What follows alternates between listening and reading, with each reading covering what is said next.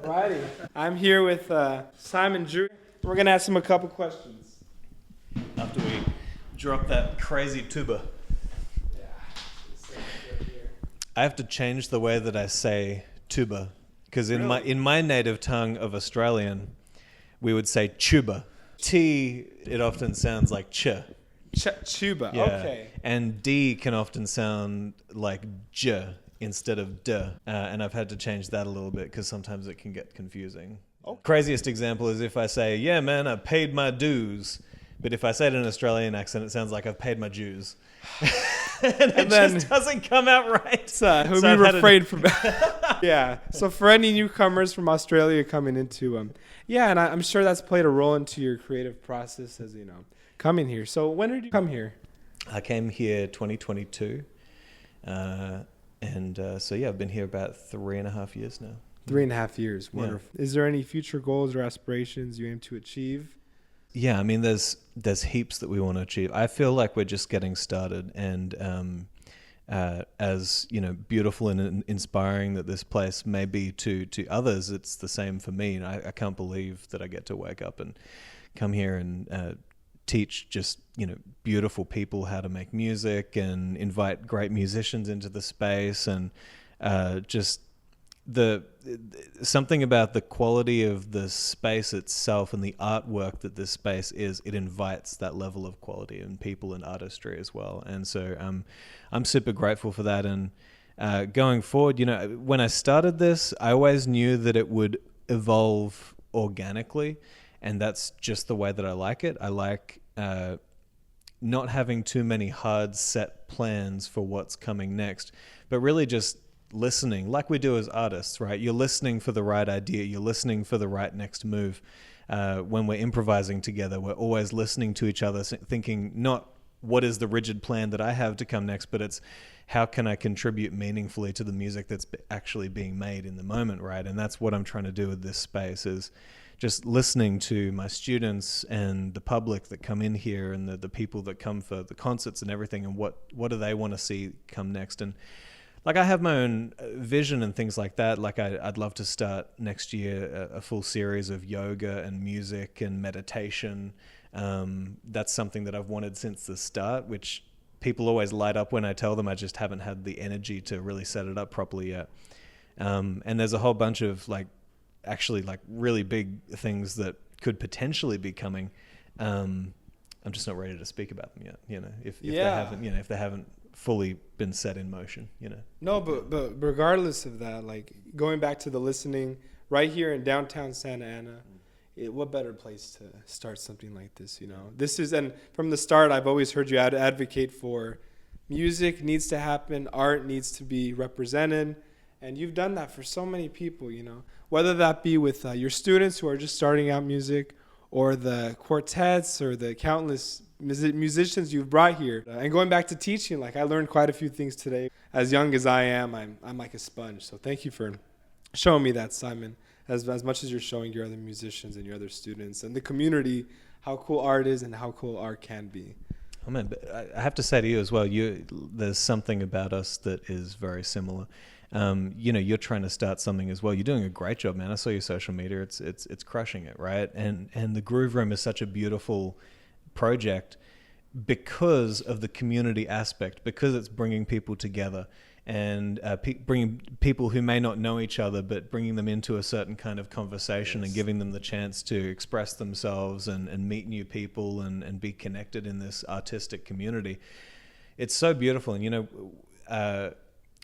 a couple of months ago, you were here for the 1 year anniversary, and we had my mentor Rocco. And the night before we had the celebrations here, we were in Fullerton, right? And we kind of caught you guys doing a little set at the Night Owl. That's right. And Rocco said something to me because, we met you briefly there, and he was noticing the way that you were interacting with the musicians. And Rocco said something so beautiful and true. He just said, yeah, that guy Edgar, like you can tell from the way that he's engaging with everybody, he really cares about supporting other people. Right? You were totally locked into just supporting the band. What can I do here to make sure that I'm contributing really just meaningfully and beautifully to this music that's being made? And so like that's who you are, and that's why you're here, and that's why you can appreciate something like this, because it's who you are as well. I love that. I'm so glad Rocco felt that way. I'm glad I caught you guys that night. Rocco's wonderful. Yeah, he's a monster of a human being. He's in all the best ways. It was such a pleasure to have him here. For those who are listening and don't know Rocco Jarman, a mentor of mine, a beautiful poet and mystic from Australia, who I flew out here a couple of months ago for the 1 year anniversary. Yeah. Regarding music, is there any influences that you would say are the most influential, or is there anything that you live by musically, because you're a poet as well? So when I tell people what my sound is kind of like, I always say it's a bit of a mix between, like, if you merged Frank Sinatra and Chet Baker. Frank Sinatra being this, powerhouse of a celebrity, this beautiful, powerful voice, just immaculate phrasing, but still putting together that very kind of polished sound. Chet Baker, more of a small ensemble thing, that very cool West Coast sound, which I just absolutely adore. Chet Baker was the biggest influence for me when it comes to jazz. When it comes to my artistry, I have to say that's come from a whole bunch of different places. I've been very heavily influenced in my philosophy by people such as Rocco Jarman, his work, people like Lucius Annaeus Seneca, a Roman philosopher known in Stoic circles, right, a Stoic philosopher. Marcus Aurelius, Epictetus, these great philosophers. Just my explorations into spirituality and ancient philosophies, sacred texts, things like that. That has been such a huge influence on me, because I think if you start from the philosophy of like who you are as a human being and what it means to actually be an artist. I mean, artists are these lucky people who get to have this profound experience of really like touching the fundamental essence of what we are as human beings and what it means to be a human being. This experience of being moved, right? When you've got a song that you have to catch it, and you're just trying to be the vessel for this thing coming through you, and you just have to catch it right now. Yeah. Otherwise, you're going to miss that moment.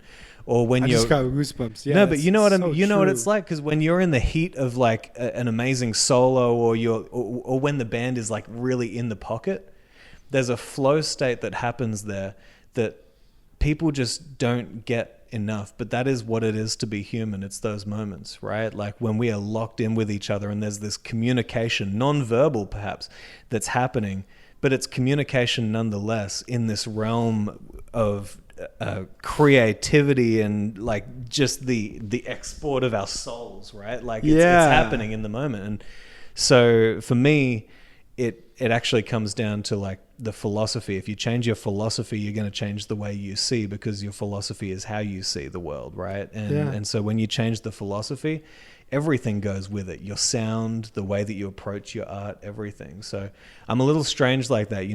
When you ask my influences, I've been very impressed by the community of artists over here, because everybody just has such a deep connection and understanding of like the great jazz artists and all this stuff. Yeah. But I'm a little less of a purist when it comes to that. I kind of explore all over the place and get little influences from here and from there, and which is great.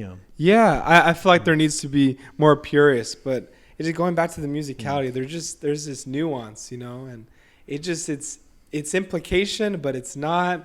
And you can listen to as much music, you can be as rooted and have just the best understanding of whatever kind of music, but it all just comes from the heart and how it truly reflects who you are as a person. Regarding other musicians out there, aspiring musicians out there, is there any advice that you personally can give them? Oh, well, I think it depends on like the context of the question, as in, are we talking advice on musicality? Are we talking advice on how do you make it as an artist today? And even that question, I don't fully know the answer to that question. Most of the work that I do is in teaching people.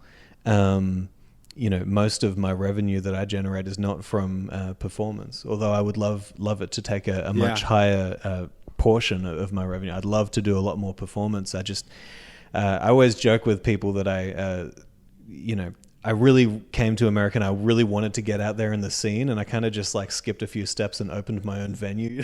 You know what I mean? And just like, and even now that I have this space, I don't book myself as regularly as I would like to. Like there's no barrier. But I guess what I'm trying to say is, advice to young musicians,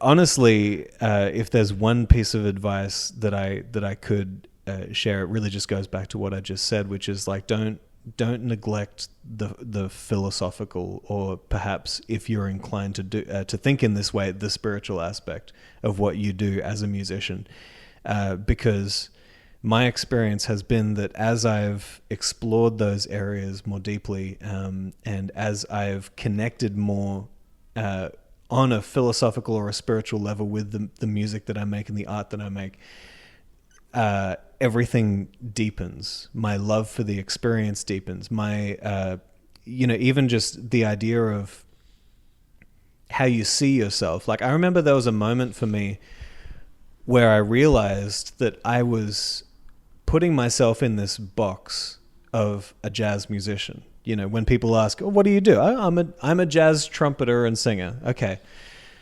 It's such a small box to put yourself in. And Rocco has this great quote: "The limits of your language are the limits of your world." I think it actually came from somebody else, Wittgenstein or something like that. But the limits of your language. The limits of your language are the limits of your world, right? And so when your language says, "I am insert whatever it is that you think you are," all of a sudden you're going to act like that. You're going to go in that direction. And that's fine. If you're like a Wynton Marsalis or somebody like this, who's just like, this is my thing, like I'm here to preserve this beautiful tradition. I'm here to like push boundaries and say, but if you're a person who is inclined to maybe be a little bit more open to explore, not that he is not, and I'm not here to, no. But just for the record, my experience has been that as I have rid myself of those boxes that we put ourselves in, and just say, hang on, what if I'm not a jazz trumpeter and singer? What if I'm actually just a musician? Oh, hang on, what if I'm not just a musician? What if like I'm an artist? And then you inhabit these bigger spaces where you get to say, okay, well, now that I'm here, what do I want to do? What's the music that I really want to play? Just going back to the whole gratitude thing and appreciation, and just being able to give and receive something, it's an exchange, and it's beautiful, but I've been really trying to practice gratitude this year, something I want to take in with me the next year. And I'm sure that's something you've already kind of had. Yeah, well, it's, yeah, I mean, it just, as a principle of like sanity as an individual, just psychological, forget spiritual, just psychological sanity. Yeah. To be able to take account, of all of the beauty that does surround us, even in moments when it seems dark, or, everybody at the moment, no matter what side of the political spectrum you're on, or no matter what religious affiliation, or whatever spectrum of life you're a part of, whatever it is, like everybody has reasons right now to believe that the world is getting a little darker sometimes, right? Yeah. But gratitude really is one of those things, man. It just like, if you can get to that place where even amidst all of that kind of turmoil or inner turmoil that you're going through, to be able just to see simple little things that you can latch onto. Oh, wow, that didn't have to happen, but it did, and how beautiful. Or, look over here, the smile on that person's face, or, And I think as artists, right, we maybe have a little bit of a head start because we naturally see beauty, you know. Like you see beauty in unexpected places. For me, one of the most beautiful things about Santa Ana is the graffiti laden alleyways. You know, it's just like you go down, just like, man, I just love it, right? But yeah, certainly, man. I mean, gratitude is life saving. Yeah, you can check out Simon on websites, on Instagram. But thank you, Simon. Thank you for Edgar. Thank you. Thanks for what you're doing, and keep it up, man. I love it. Of course. Yeah, I'm all for it.